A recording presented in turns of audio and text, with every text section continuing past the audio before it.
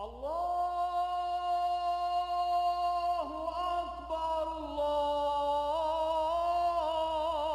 Akbar, Allahu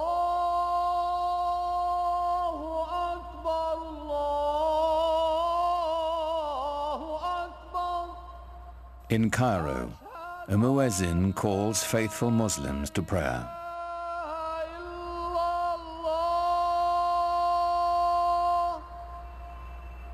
It's the same call that sounds 5 times a day, every day, in cities across the world.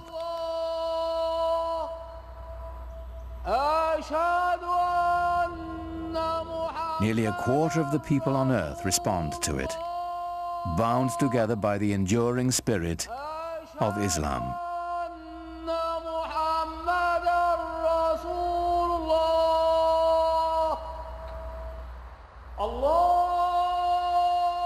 God is most great, the muezzin calls.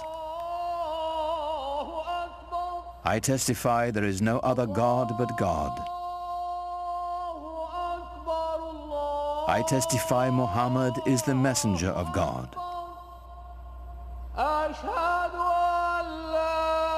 Come and pray. Come and flourish.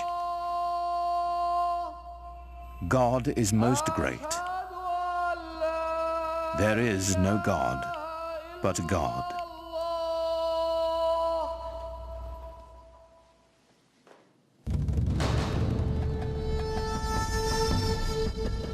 In the unfolding of history, Islamic civilization has been one of humanity's grandest achievements. A worldwide power founded simply on faith. A spiritual revolution that would shape the nations of 3 continents and launch an empire. For the West, much of the history of Islam has been obscured behind a veil of fear and misunderstanding. Yet Islam's hidden history is deeply and surprisingly interwoven with Western civilization. It was Muslim scholars who reclaimed the ancient wisdom of the Greeks, while Europe languished in the Dark Ages. It was they who sowed the seeds of the Renaissance, 600 years before the birth of Leonardo da Vinci.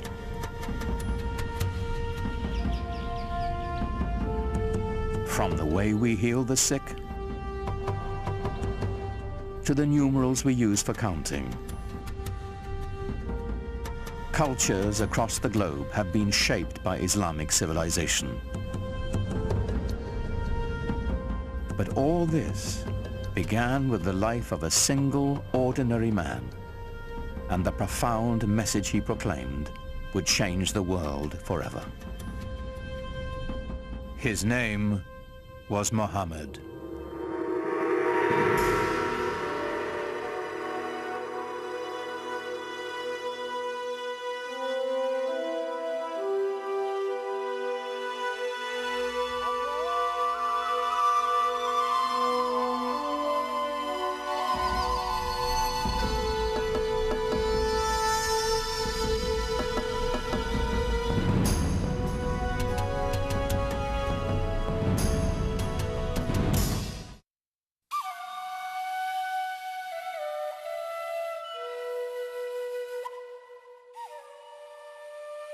To Muslims, the life of Muhammad is a story revered, in its mysteries as much as its certainties, that our beliefs held sacred. Whatever we can tell about the Prophet, of course, is screened through the filter of what has been preserved over the centuries and what people have wanted to preserve. And it's very difficult to pull out from all of these different sources that are very adoring and the ordinary human being that the person that he was.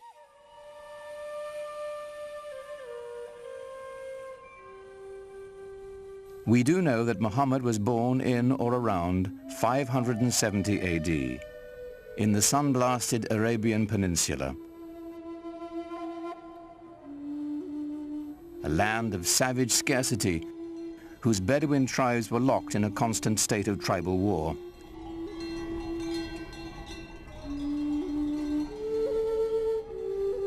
While still an infant, Muhammad's parents gave him his first taste of life in the desert. Muhammad was from a town, Mecca, but he was sent off to live with the Bedouin because the people, even in the town of Mecca, felt that the Bedouin were the holders of the deeper cultural Arab values. And the Bedouin view the townspeople as having lost their really authentic roots in Arab culture and the poetry and animal husbandry and all the things that they do so well. By the time Muhammad was 6, both of his parents had died, and he was taken under the protection of his uncle, chief of his clan. Being an outsider gave him a singular perspective. He'd been orphaned early and developed very early on a passionate sense of concern for those who are left out of society. To be orphaned in a tribal society where clan and family relationships are your keys to everything, success, status, honor, dignity, is to face what it really feels like to be marginalized. And that obviously had a very deep impression on him as a young man. In some ways, it was detrimental, of course, to grow up without parents, but in other ways, he was so adaptable. He had many parents, he had many fathers, he had many mothers, so it made him a child of everybody. Muhammad's clan, like Arabs all across the Arabian Peninsula, would share the stories that had been told and retold for generations. Pre-Islamic Arabian civilization was largely an oral culture, and there was tremendous respect for and admiration for people who could express themselves orally, and especially those who could recite poetry almost at the drop of a hat. Some of the most important people in a tribe were the poets. As they sang of the glory of the tribe, they told the story of the tribe. To the Bedouin, the word had a mystical importance. Poets linked the tribe to its ancestors and celebrated values older than memory. Poetry was the sinew that bound the Bedouin together, celebrating their victories, lamenting their defeats. The poems themselves, like the poems of Homer, both celebrate this great heroic ethos and yet intimate in the deepest way the tragedy that this ethos of constant tribal warfare brings to people. Warfare and conflict were the grim realities of a dangerous time. Muhammad's uncle taught him the skills he'd need to survive in a world where even a prophet would wield a bow and arrow.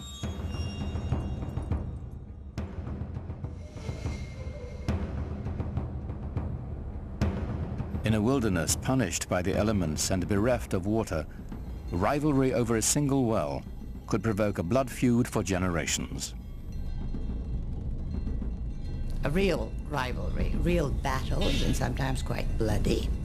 So the allegiance of individuals was to the family, immediately, and at a larger extent to the tribe.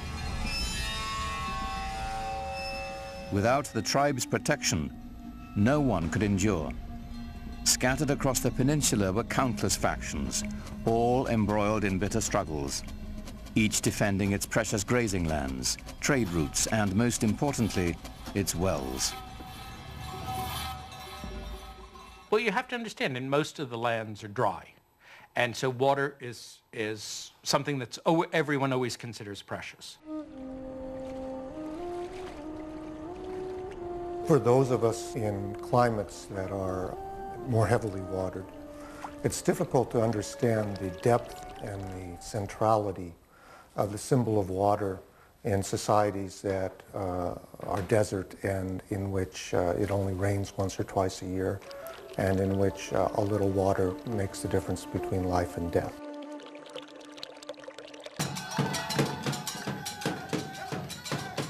Each clan had its own separate gods and totems, to water and wind, fire and night. They were kept in the caravan town of Mecca, in a shrine of wood, stone and cloth. It was called the Kaaba, the Arabic word for cube. Pre-Islamic Arabs worshipped a number of spirits, and they were generally nature-oriented spirits, sometimes associated with natural features like trees or rocks or springs. And the Kaaba in Mecca was one of a number of these sanctuaries centered around a particular cluster of deities. It was said the Hebrew patriarch Abraham himself built the Kaaba centuries before, and that a sacred black stone it held within had fallen from the sky. In these turbulent times, the Kaaba provided a rare place of peace. Only here would the Bedouins submit to a temporary truce before returning to their conflicts of the open sands. There was this one place in the middle, around the Kaaba, which was, from even pre-Islamic times, was a place of a sacred enclosure where all people had to put down their arms. And this, of course, facilitated trading because it meant that you couldn't carry on your feuds when you were doing your buying and selling. The spiritual and economic importance of the Kaaba in Mecca are pretty hard to separate as far as the pre-Islamic Arabs are concerned. The Kaaba made Mecca a vibrant center for trade. Here were found Arabian incense, exotic perfumes and Indian spices, Chinese silks and Egyptian linens.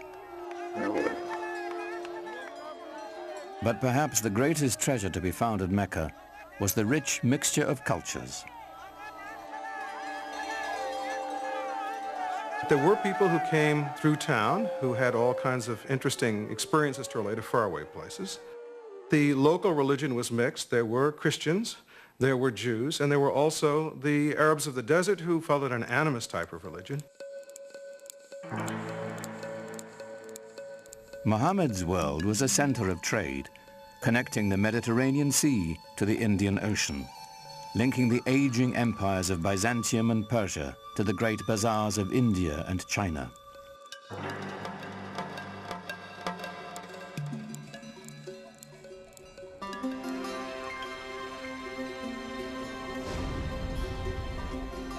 Muhammad became a merchant.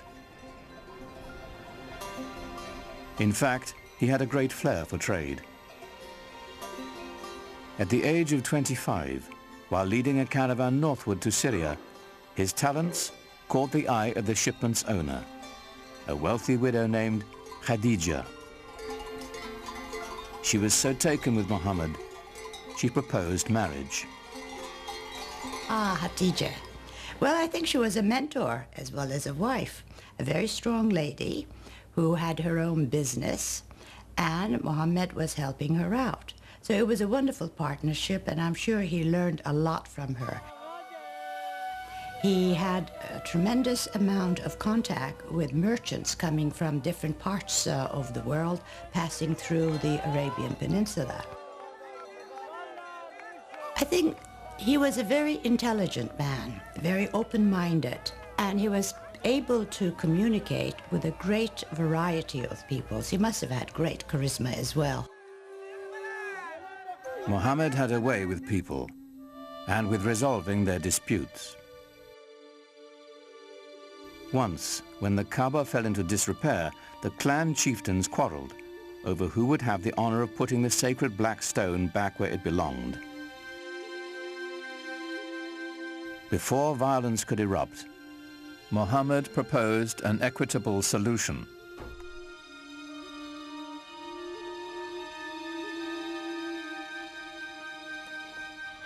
United in the effort, the four leaders shared the weight and the honor.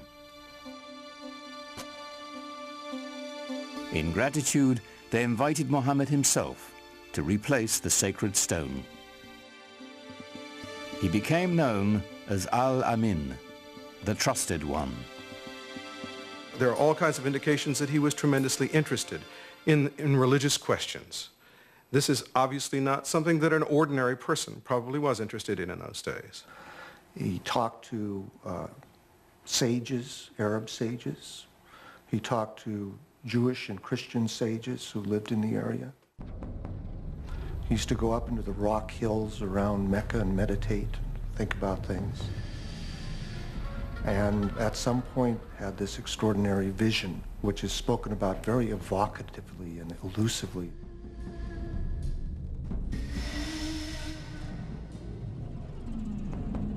In a cave above Mecca, Muhammad had an experience that would be the defining moment of his life. An angel was said to appear before him in the form of a man, instructing him to recite in the name of God, the Almighty. For Muhammad, it was an encounter as profound as it was deeply disturbing.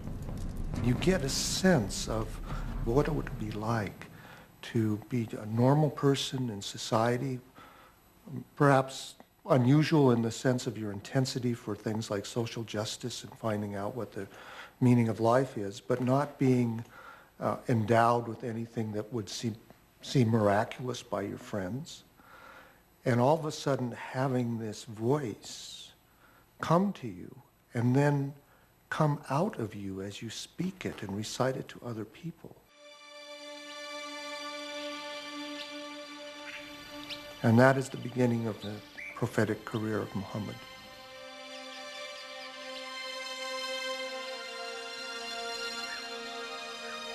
The months to come would bring more revelations. Powerful words of a lyrical quality, more beautiful than the most exquisite Arabic poetry. Above all, Muhammad was to bear one message to his people, a simple yet radical proclamation, that there is only one God. The central tenet of Islam is the oneness, the indivisible unity of God.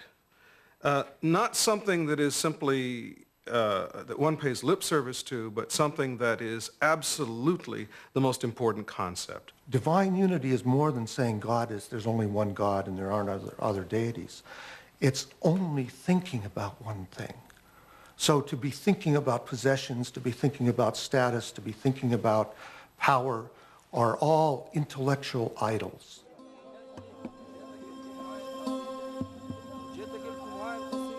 The implications were staggering.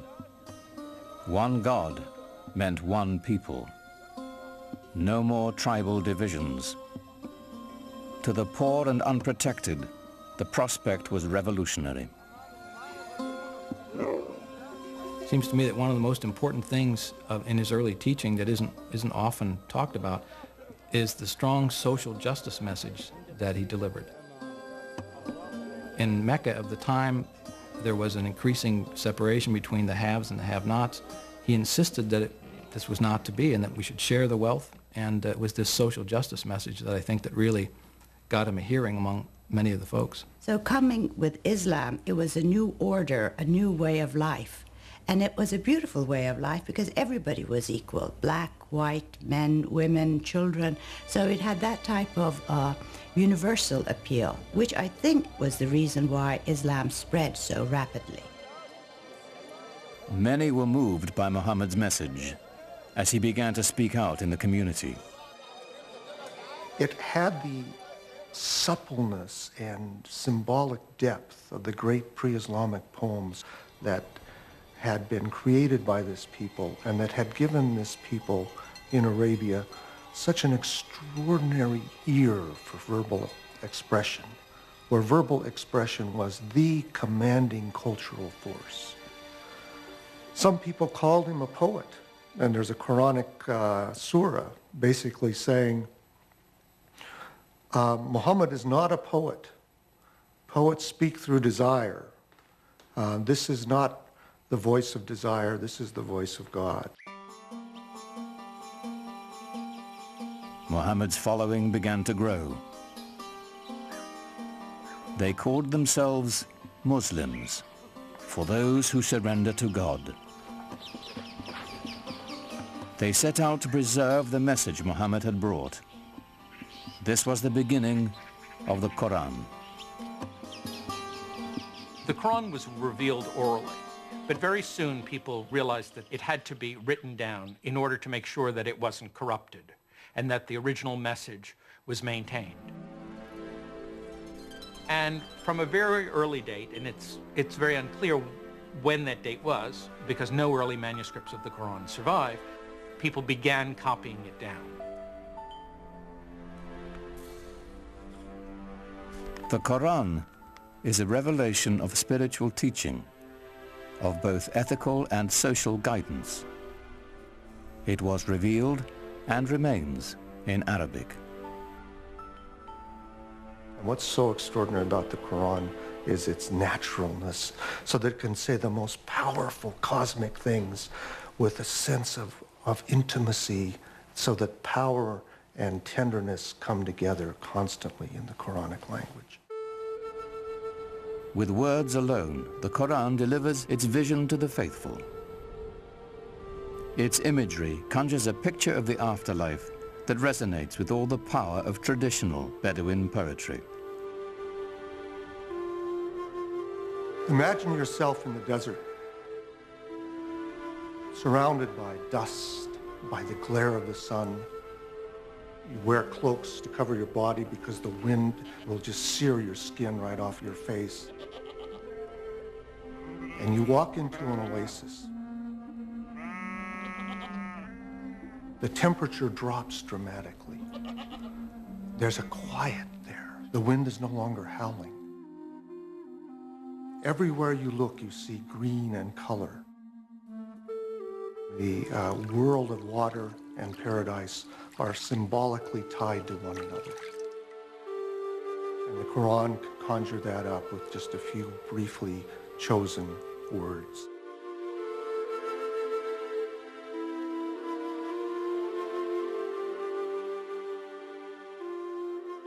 Yet for all the imagery of paradise in the Quran, there was no easy description of God.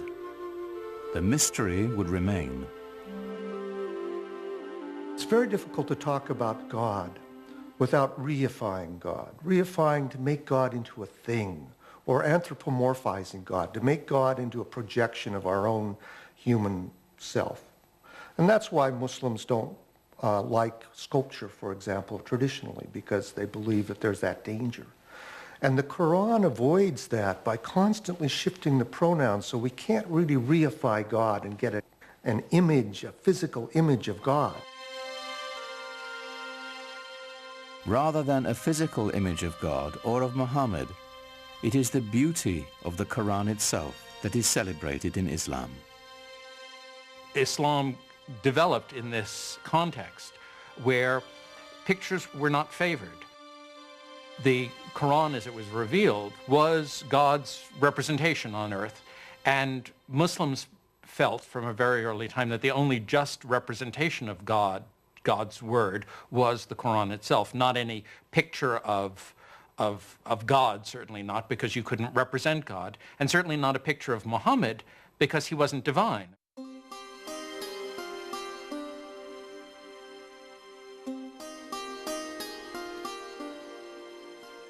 At certain times and places, people did make images of the Prophet Muhammad, but these are not religious images. These are not images meant to be worshipped. They're not images of a saint or of God.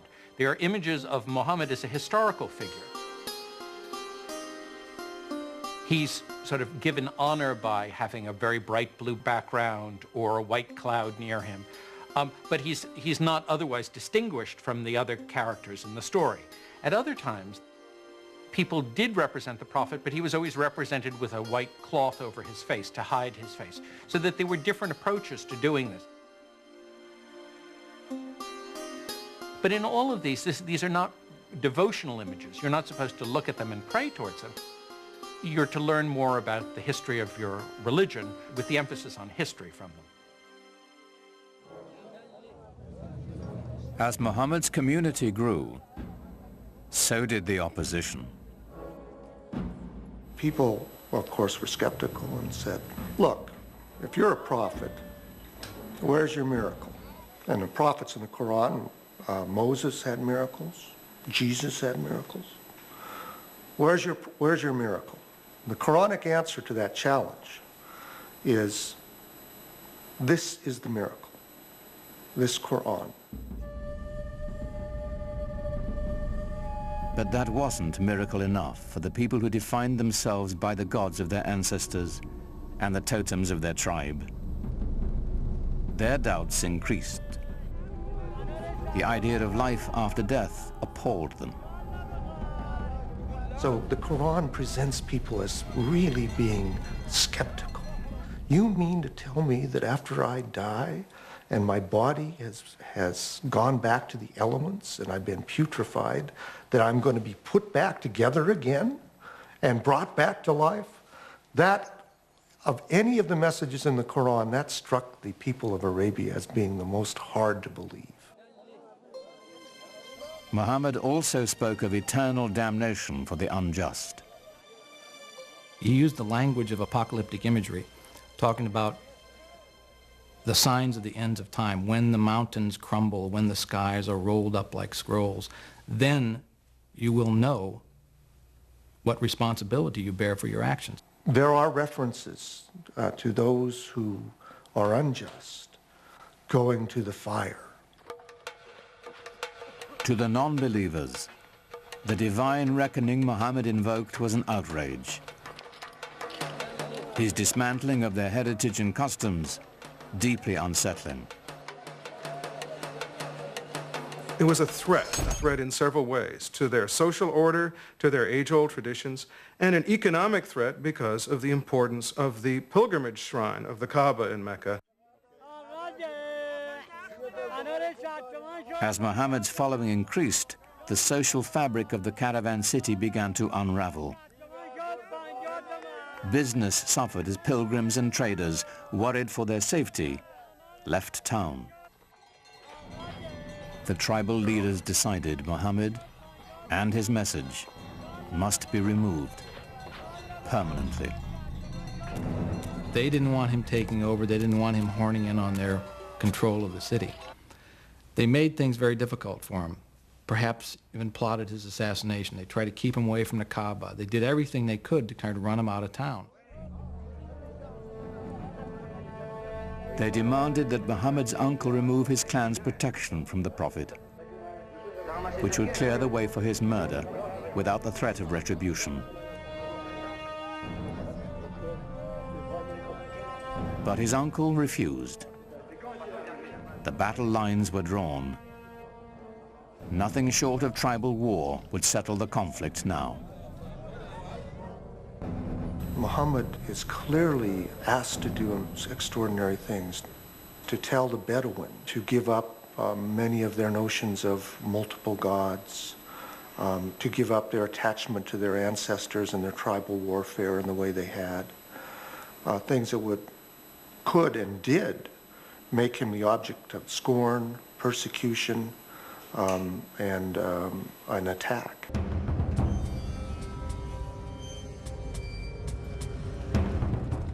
Muhammad's followers were forced from the marketplace and starved. Those without clan protection were tortured and killed.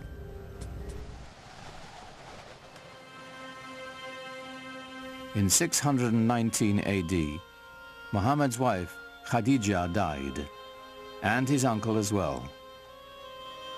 Gone were his first great love and his only protector. Here at last was the opportunity his enemies had been waiting for. But in the lush oasis town of Yathrib, north of Mecca, a refuge opened to Muhammad and his people. Clan rivalries had become deadly in the town, and they desperately needed a peacemaker. They had heard that Muhammad was a very trustworthy man. They heard that he had great arbitration skills, and they thought, let's see if we can't get him up here and help us out. So they invited him.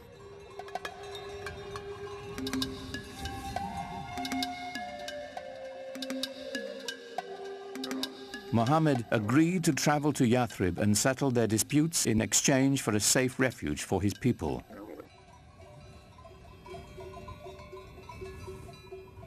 For Muhammad's followers, Leaving the place of their ancestors, their families and tribes was the ultimate test of devotion.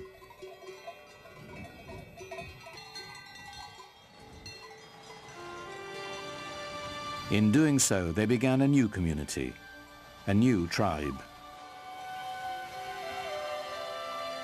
For the first time, they were bound together not by blood, but by faith.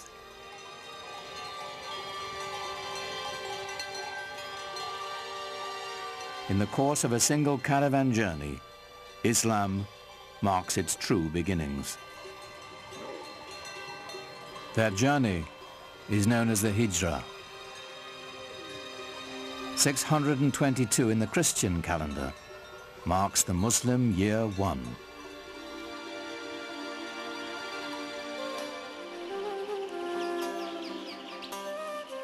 Muhammad's goal among the people of Yathrib was the same as his larger mission, to bring unity and peace with his message. He was asked to be a Solomonic figure, to mediate tensions between tribes that seemed intractable. As his work succeeded, the town would become known as the City of the Prophet, Medina. Muhammad's great task in Medina was to try and bring together these various groups and to try and forge a community of believers in a way that would bring people together in a sort of harmony. To the divided clans of Medina, Muhammad offered a vision of solidarity. But even as he spread the word of Islam, he didn't challenge the beliefs of other faiths. Islam sees itself in relationship to the earlier revealed religions of Judaism and Christianity and treats them as people of the book. It believes that God had revealed himself, his word, to mankind many times, to Moses, to Jesus, for example, but each time people went astray.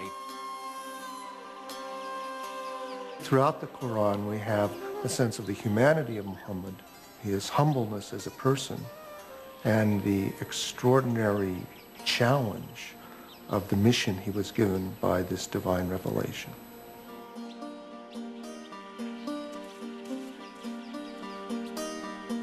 As the Muslim community grew in Medina, a life of simple devotion and ritual developed.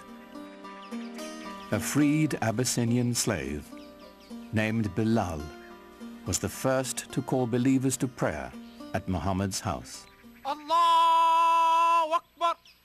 Allahu Akbar! It was the first mosque. Allahu Akbar! Allahu Akbar! Ashhadu an la ilaha illallah. The call to prayer has within it the first Islamic pillar, which is the affirmation of God's unity. La ilaha illallah, that beautiful phrase which many Muslims chant over and over in their mind or vocally to constantly remind themselves of the unity of God and unity of what we should focus on in our life.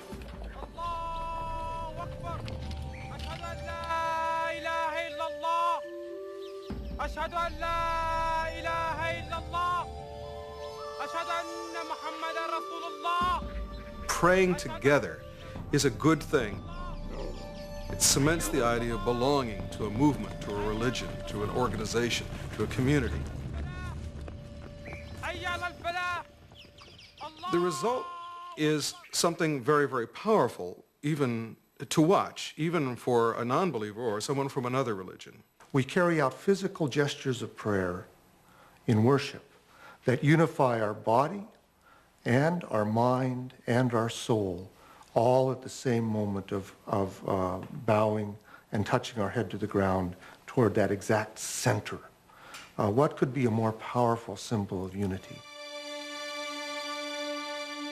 It's said that while he was in Medina, Muhammad received a revelation instructing those in prayer to face in the direction of the Kaaba in Mecca. Though filled with pagan idols, it was still the shrine of Abraham, the first believer in the one true God.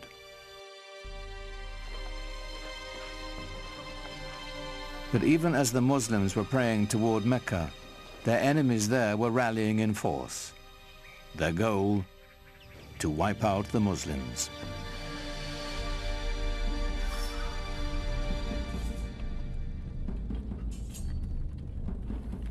Muhammad's people began to gather arms.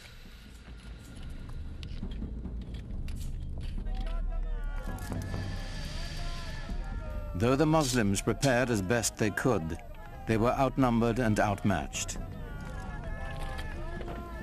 They mustered a force of only 313, mostly old men and boys, with few weapons.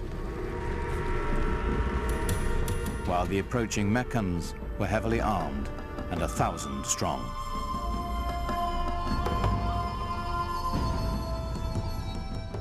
For years, Muhammad had tried to bring Islam to the people of Mecca peacefully. Now it was time to fight.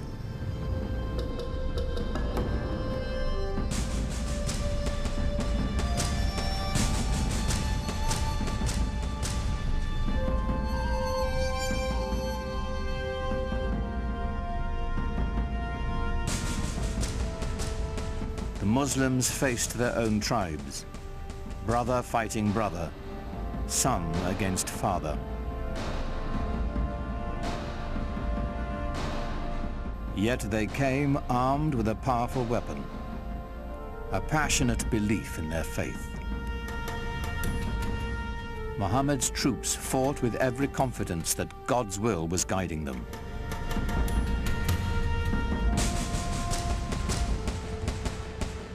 They fought 3 very, very bloody battles. At one point, the entire young Muslim community was right on the edge of annihilation.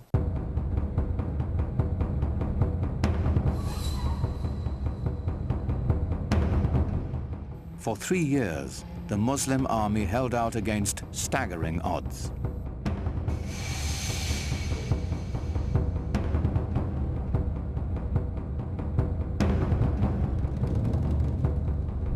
As word of the fighting spread, other Bedouin tribes saw God's hand in Muhammad's victories. One by one, the peoples of the desert began to join in his struggle. The Muslim army grew, and the tide began to turn.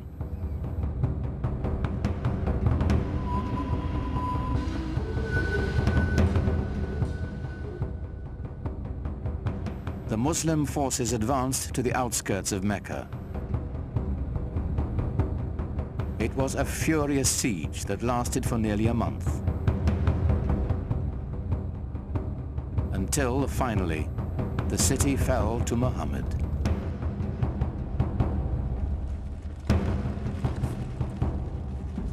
In 630 AD, the terrified people of Mecca braced for the onslaught. Muhammad's army was returning home, now 10,000 strong.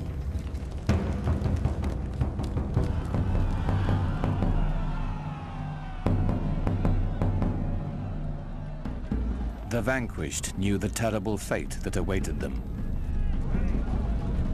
According to the modes of tribal warfare, the Meccans could expect a big revenge. The men are usually killed, women and children are sold into slavery. There's little pity for the loser in a tribal war. Of course, that's standard around the world.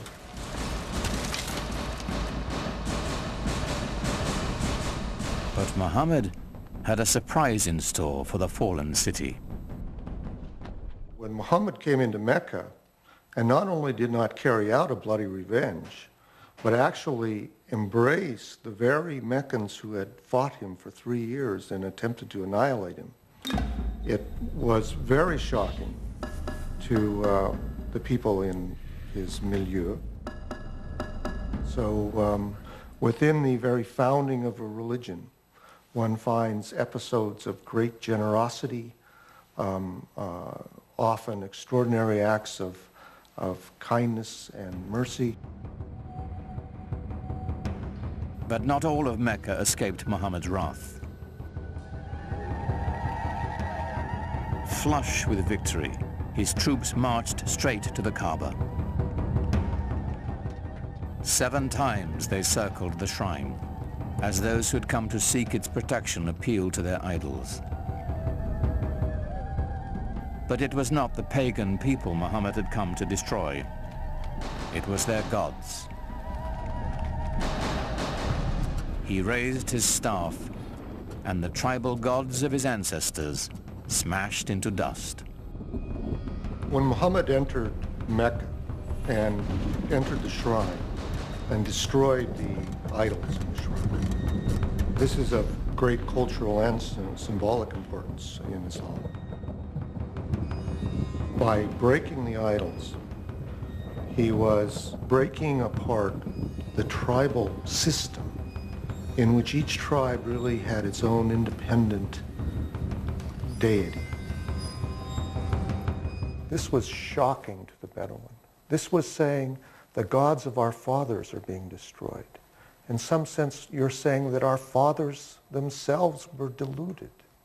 How can you say this in a tradition in which relationships to one's father and tribe were primary?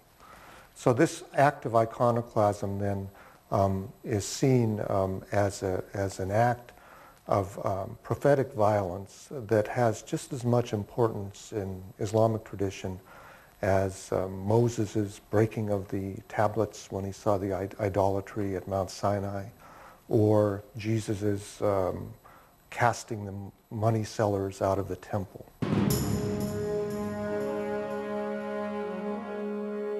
The destruction of the idols was a new beginning, a breaking from the past and the creation of a powerful new force. Mecca was just the beginning. One after another, the tribes of a nation were summoned to the fold and united under the banner of Islam.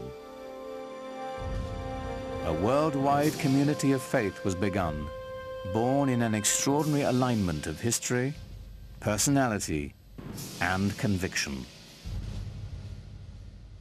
What Muhammad did was to bring a sense of solidarity, a sense of mission, and he united all these separate segments within the peninsula. From then on, moved eastward, westward, northward, southward.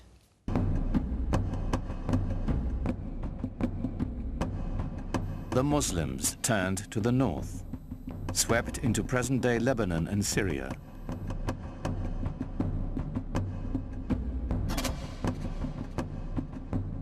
They continued west into Egypt and quickly across North Africa, fortifying the coastline of the Mediterranean. Only the seas stopped them. Its growth was so explosive from 622, the year 1 of the Islamic calendar. Within 50 years, people whose father had been camel herders were now governing one of the major empires in world history. Within 200 years, it extended from Spain to China. The Muslims absorbed the Sasanian Empire of Iran and 2/3 of the Christian Byzantine Empire. By now, the empire was larger than Rome. It stretched from Morocco in the west to the Indus River in the east, where the border of India is today.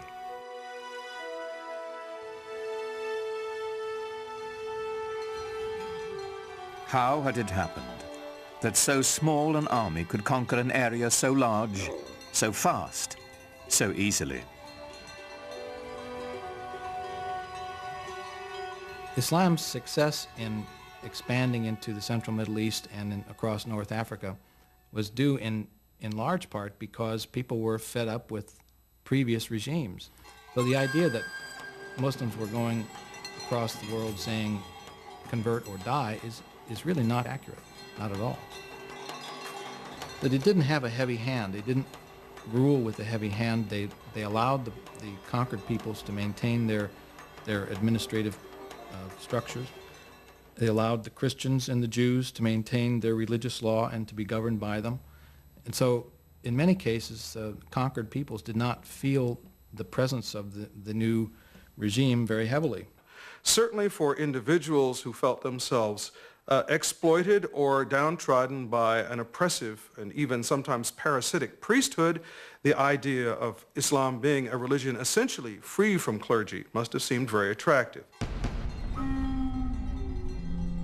It's the times that creates the movement and sometimes the men. The Roman Empire had collapsed, the Byzantine Empire wasn't strong enough. There was a need for a new vision, a new way of looking into life. And I think what happened at that time, Muhammad's mission, filled the void that the societies wanted. They really wanted some sort of solidarity in their lives. The lessons of the Quran, so successful for the Muslims in Medina and Mecca, were playing out on a global scale. As the conquest swept through Syria, the Muslims held their Friday prayers in the Church of St. John the Baptist in Damascus, allowing its Christian congregation to continue their services on Sunday. Side by side, the two faiths shared the same building, in peace.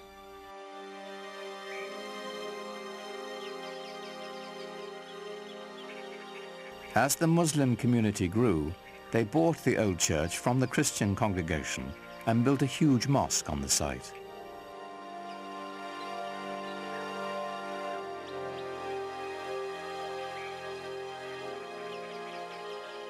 With Byzantine artisans, they decorated it with golden mosaics of an Islamic paradise.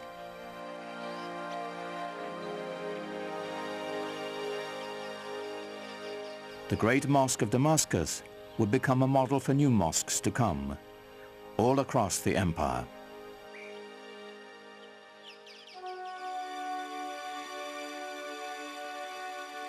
The Arabs transformed their conquered lands, maintaining, improving, or expanding the infrastructure. In Tunisia, building on Roman ruins, they devised an ingenious system of water purification, using gravity to separate fresh water from sediments. Part of this system were these two enormous basins that they built outside the city walls. The clean fresh water would flow over into the larger basin, where it would then be distributed by pipes to the city. This is, hundreds of years before anyone in Europe ever thought of having running water.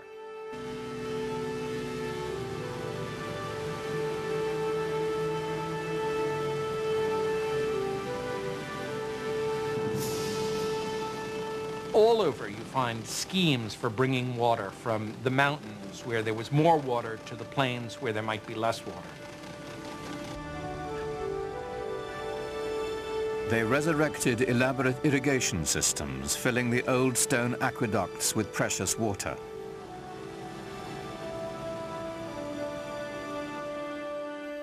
Agriculture flourished as life-giving staples like wheat were introduced to the Mediterranean region.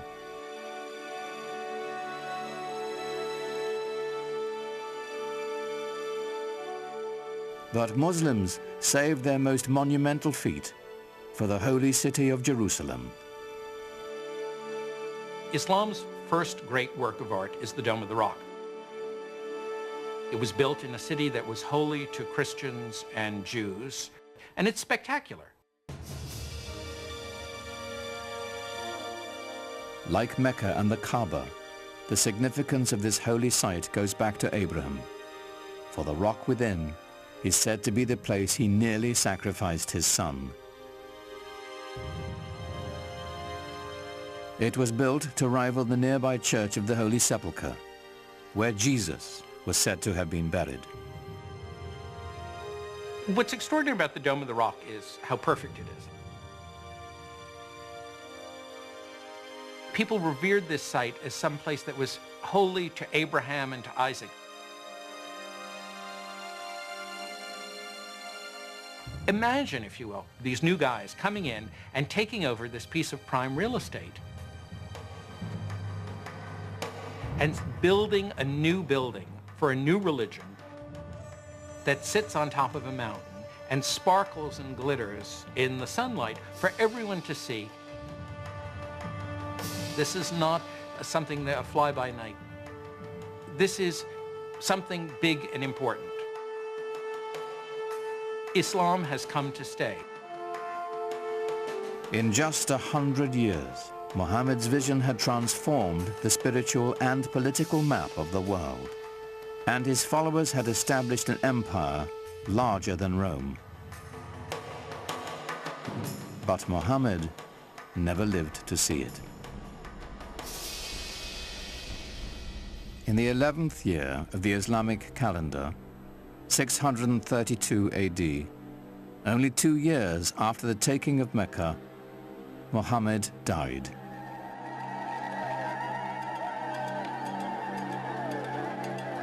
Medina fell into despair.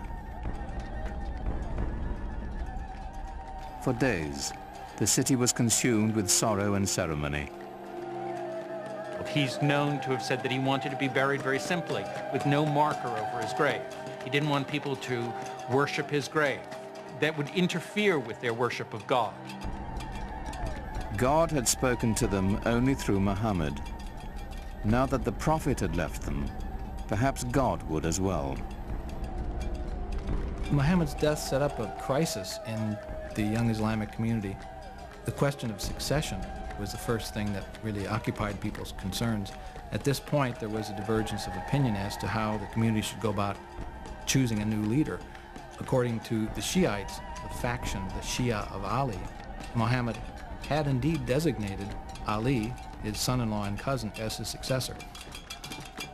The opinion that came to be the majority opinion, or the Sunni opinion, held that Muhammad had not appointed a successor during his life, but had said, after I am gone, choose one from among your peers, from among the elders. And from the house there came out the man who would be his successor, Abu Bakr.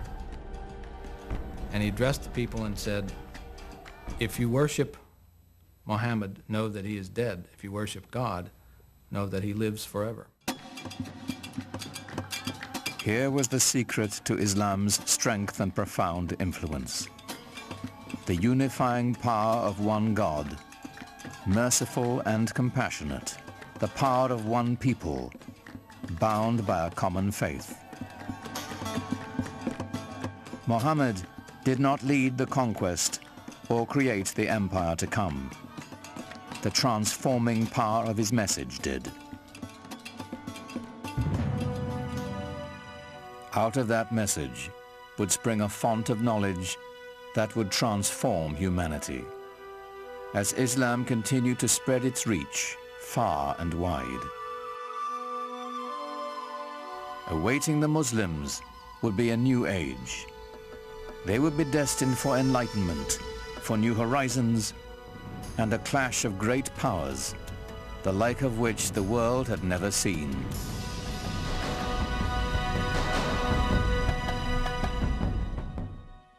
During the 7th and 8th centuries AD, a powerful new faith was about to change the world, the faith of Islam.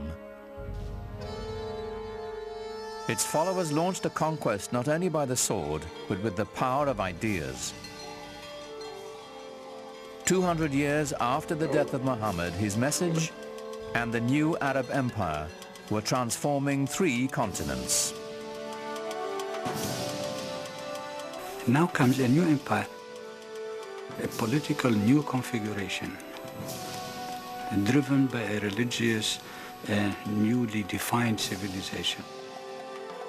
This new civilization expanding beyond its own dreams within a period of very short time.